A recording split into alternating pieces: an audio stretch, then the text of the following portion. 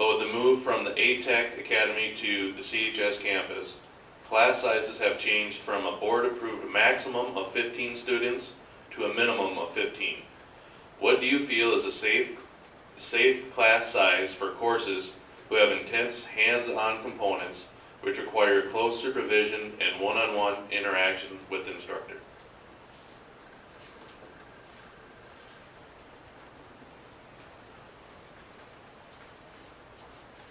That's an interesting question. Mainly because when I think of class sizes and learning, I don't always think of it in terms of the hands-on activities that will be done, except at the lower grades level, which I'm more accustomed to. I think that that number is not set in stone. It depends on the materials that you have in the class. It depends on the instructor's experience. Are smaller class sizes in a class like that or in an elementary school easier for a teacher to deal with? Yes. Instead of having the issues of 25 students, all of whom learn differently, when you have fewer than that, you can put more time into each one individually. I think that's why a personalized learning program is so important and difficult to come by in the short term. But we're also providing for more students as Aberdeen is growing, and we want those kids to have the same opportunities. In the time of the school day that you have, there's only so much time for classes to take place and for how many classes in a certain setting that you can have. So are you going to hire more teachers? Are you going to reduce the opportunities for the students that may want to take that class in order to limit the number?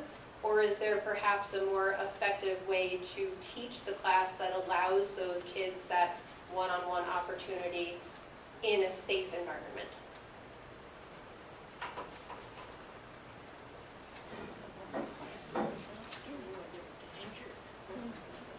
The maximum and minimum question here with regards to class size, I'll probably grab a political third rail here and say, I don't know. Each class is unique in and of itself. There has to be input, I think, from the instructors, and a class that might be teaching very theoretical elements can be taught in your traditional classroom. If you need to get, things in the oven, or you need to cut and solder, yeah, that's going to be much more hands-on, and that's going to require people to have a smaller class size.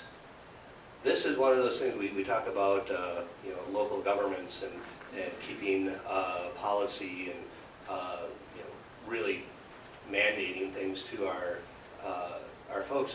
I think that this is something that can be handled on the local level. This could be handled in the respective schools themselves to make those decisions that a teacher feels that this is the max number that they can effectively teach. We need to listen to them. They're the experts in this area. Let the teachers teach. Let the administration make those decisions with the teacher's input. And keep it with regards to the various classes. There is a huge, diverse opportunity for students to learn within our schools. You look at the selections that you get when you go through freshman orientation at Aberdeen Central, and you open up that book and you can see the kids all of a sudden just, oh my goodness, I have a choice in all these different things that are out there. Well, each one of those can be vastly different from one station to the next. And so leave that into the hands of the respective schools to make those decisions, and let the quality teachers do their job.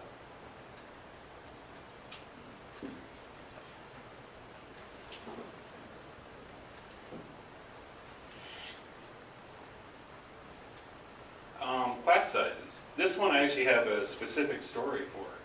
I was talking to someone about there's a building or some type of house that the high schoolers build right now. I forget the name of the program, but they build this house. From what I hear, this class is very oversized. In fact, half the kids that are in the class don't even want to be there, so they're screwing around. what's happening, as I understand it, is when these kids are scheduling, some kids don't know what they want to do, or they just don't do their schedule or whatever, they get thrown into certain classes. This was one of them. So here we have a bunch of high school kids, half of whom are around power tools and only one teacher, just screwing around because they don't want to be there. So as a school board member, I think school board members should be looking at that and looking at what is our policy for placing kids in certain classes. If there's power tools or solder or a stove or anything like that involved, should we be placing kids in those classes? I don't think so. I think right now the school needs to be looking at these situations and figuring it out.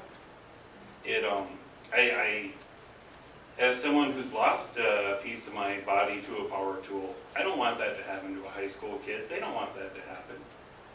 So now back to the original question of class sizes, I think that depends on the type of class. For building a house, I would say a class like that really shouldn't have more than a handful per instructor. That would be way too much to handle. But there's more.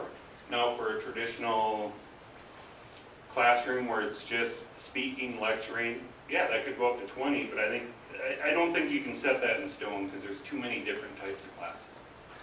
Thank you.